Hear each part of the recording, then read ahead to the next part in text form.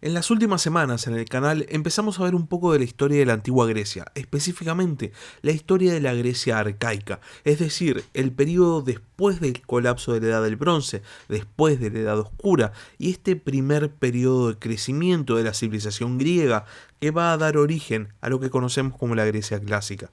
Es en la Edad Arcaica donde Grecia va a desarrollar todos los elementos de la civilización griega que conocemos y que asociamos tradicionalmente con este antiguo pueblo. Y para analizar estos diferentes desarrollos de la cultura griega, fuimos hablando acerca de los diferentes pueblos, lo que normalmente se llaman las diferentes tribus de los pueblos helénicos. Hablamos acerca de los aqueos, de los micénicos, hablamos acerca de los dorios, hablamos acerca de los jonios, pero falta una cuarta tribu. Una tribu que quizás es la menos conocida en la cultura general de la actualidad, pero que sin embargo dio a la cultura griega elementos de suma importancia para su desarrollo. Estamos hablando acerca de los eolios, la tribu griega que está ubicada dentro de la Hélade, más al norte, y que a su vez es la que colonizó la parte norte de la antigua Asia Menor. Tal vez ustedes nunca hayan oído hablar acerca de los eolios, pero sin embargo lo más probable es que hayan escuchado acerca de sus dos grandes exponentes políticos, los tesalios y la poderosa ciudad de Tebas. Sean bienvenidos a La Barba Roja de Barba Roja, un espacio para hablar sobre curiosidades de la historia.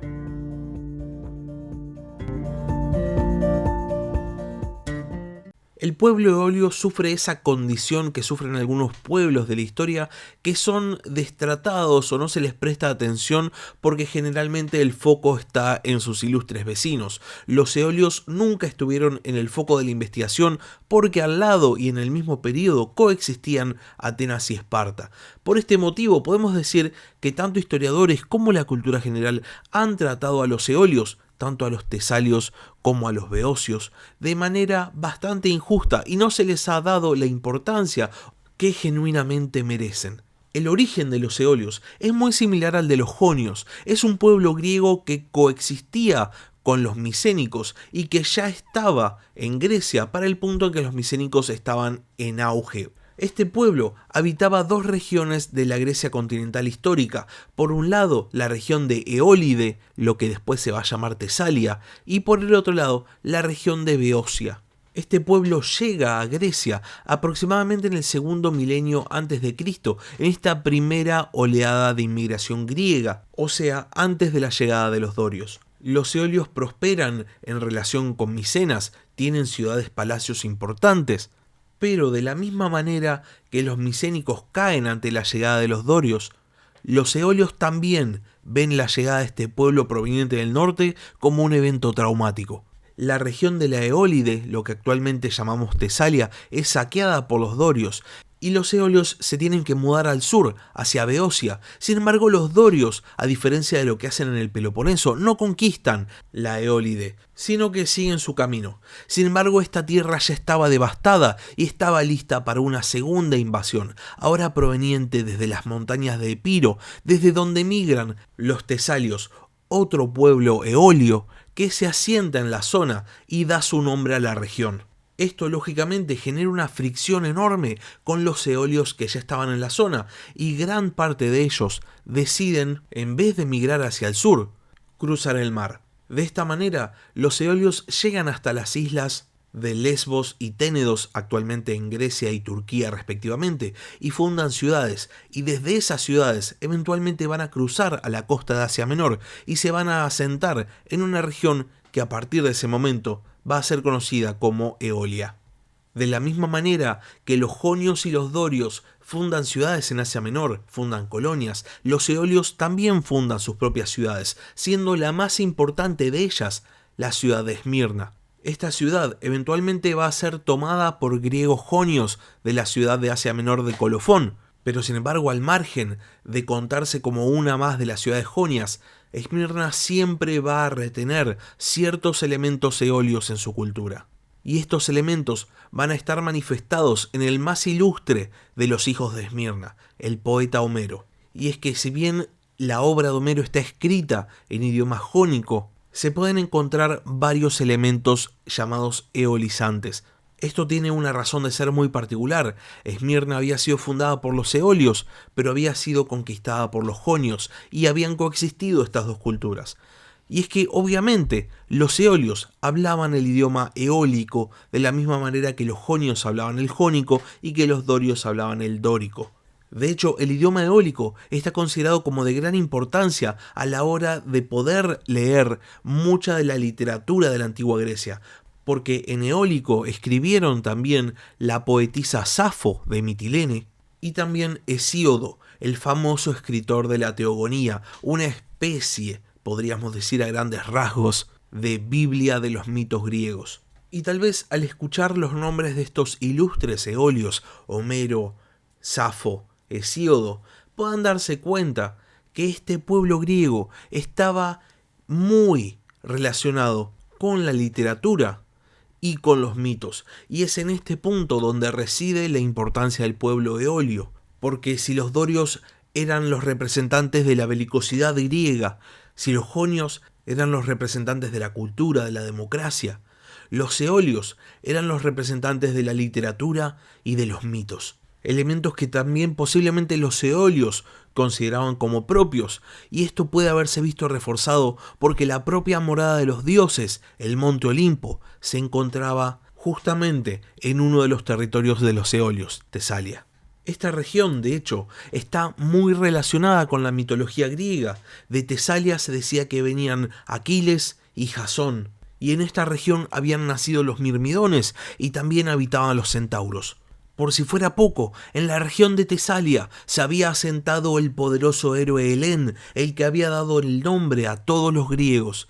Y por último, según la tradición, la propia región tomaba el nombre de Tésalo, uno de los hijos del poderoso héroe Heracles.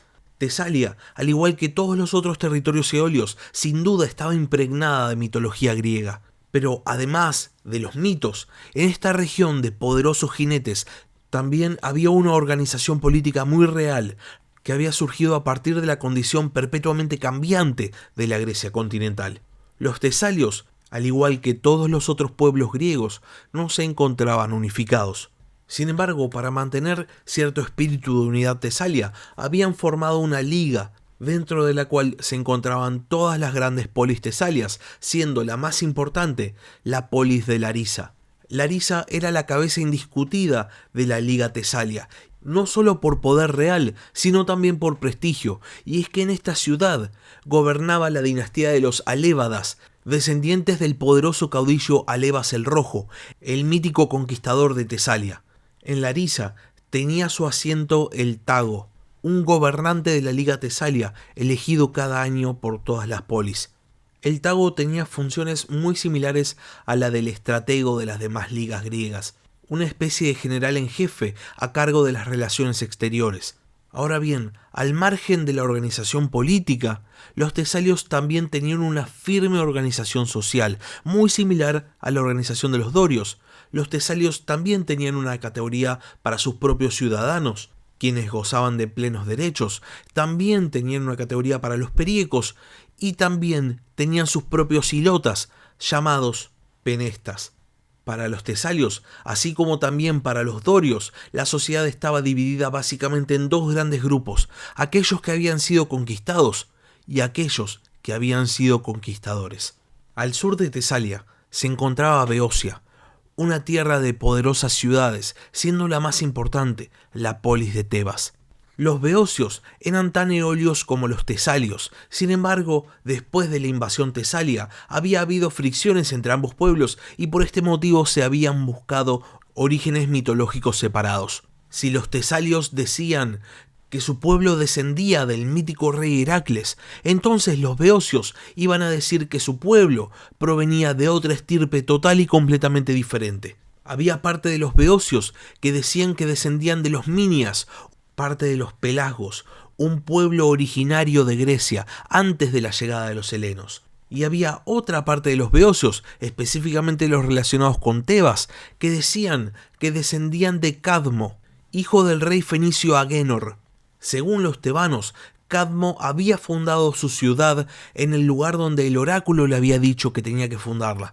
La ciudad que Cadmo había fundado se había llamado Cadmea, pero eventualmente había pasado a llamarse Tebas. Cadmo, según la mitología, se había enfrentado a un dragón y lo había asesinado, y la diosa Atenea le había aconsejado plantar los dientes del dragón en la tierra. De estos dientes habían nacido los espartos, un mítico grupo de hombres que se habían transformado en los antepasados de las grandes familias tebanas. Además de esto, y posiblemente considerando que su origen no era lo suficientemente griego, los tebanos contaban que una de las hijas de Cadmo había sido la madre del mismísimo dios Dionisio. De esta manera, los beocios seguían la tradición eolia y estaban profundamente relacionados con los mitos, y al igual que sus vecinos del norte, los tesalios, tampoco estaban unificados, sino que también habían constituido su propia liga, la Liga Beocia. A diferencia de la Liga Tesalia, que tenía una clara ciudad principal, que era Larisa, la Liga Beocia estaba constituida por ciudades iguales y estaba comandada por un beotarco, una posición similar a la del Tago que se elegía todos los años. Más allá de que las polis beocias supuestamente fuesen iguales, había una que destacaba, la ciudad de Tebas. Tebas estaba todavía más relacionada con la mitología griega que el propio pueblo eolio en sí, porque no solo contaban con Dionisio y con Cadmo, sino también Tebas es el escenario de la tragedia de Edipo, y por si fuera poco, en esta ciudad había nacido el mítico Heracles. Esta ciudad era conocida como la ciudad de las 7 puertas, y cada una de estas puertas tenía un nombre particular, y eran los siguientes: Neista, Prétide, Ogygia, Homoloide, Crenea, Electra e Ipsista. Esta era la ciudad que según la tradición había fundado Cadmo. Sin embargo, la historia nos cuenta otra cosa. Parece ser que Tebas como ciudad había estado constituida ya desde tiempos micénicos y era la sede de un importante palacio. De la misma manera que Atenas había sido el palacio micénico para los jonios, Tebas había sido el palacio micénico para los eolios. El propio edificio del palacio de Tebas es destruido 2 veces. Después de la segunda destrucción, que es la destrucción definitiva, la ciudad empieza a recuperarse de a poco hasta que se erige en un foco de poder dentro de Grecia. De hecho, más allá de que siempre hablamos acerca de Esparta y de Atenas, lo cierto es que había una tercera potencia en la Grecia antigua, la poderosa polis de Tebas. Para inicios del periodo arcaico, Tebas ya había recuperado gran parte de su esplendor. Sin embargo, tanto al norte como al sur, los beocios tenían vecinos belicosos. Al norte se encontraban los tesalios, al sur se encontraban los atenienses. Por este motivo, los beocios deciden formar una liga donde las polis fuesen iguales, más allá de que hubiese una que destacaba entre el resto, que era Tebas. Al poco tiempo, Tebas, que seguía creciendo en grandeza y en poder, empieza a perseguir la hegemonía, y esto es visto por el resto de las polis beocias como una amenaza. Y por este motivo, una de las polis beocias, Platea, decide buscar la protección de Atenas. Para los atenienses, esta oferta era demasiado tentadora. No solo podían extender pacíficamente su influencia hacia Beocia, sino que también hacían tambalear a una potencia competidora como era Tebas, y por ese motivo Atenas decide apoyar la independencia de Platea. Esto genera una fricción muy importante entre estas dos poderosas ciudades, que se va a manifestar en una invasión de los tebanos al Ática, que eventualmente es repelida. Es por este motivo que, cuando los persas por fin invaden la Grecia continental, los tebanos, si bien participan en la batalla de las Termópilas del lado griego, después no van a ir en defensa de Atenas. Pero eso es historia para otro capítulo. Hasta acá llegamos con el capítulo de esta semana. Si les gustó, no se olviden de suscribirse al canal, tanto en Spotify como en YouTube, y no se olviden de darle like. Si tienen algo para decir, si tienen algún comentario, pueden hacerlo en YouTube. Pueden escribirme al mail del podcast, labarbarroja@gmail.com, y también pueden seguirme en Twitter en @barbarrojacast. Muchas gracias por haber escuchado y hasta la próxima. Gracias por escuchar La Barba Roja de Barbarroja. Si tenés algún comentario, si tenés alguna pregunta o simplemente tenés algo para decir, podés escribir un comentario en YouTube. O bien podés mandar un mail a labarbarroja@gmail.com. Hasta la próxima.